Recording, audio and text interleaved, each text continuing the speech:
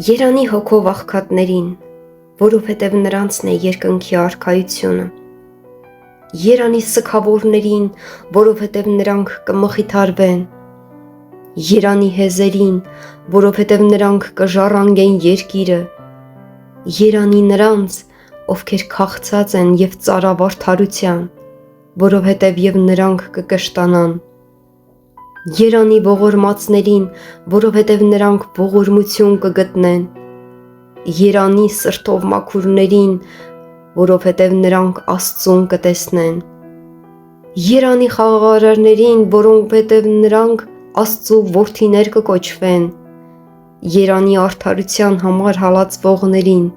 որովհետև երկնքի արքայությունը նրանցն է։ Երանի ձեզ, երբ ձեզ նախատեն ու հալածեն և իմ պատճառով ձեր մասին ամեն տեսակ չար բան զրպարտությամբ ասեն։ Ուրախացեք ու ցնծացեք, որովհետև երկնքում ձեր վարձը շատ է,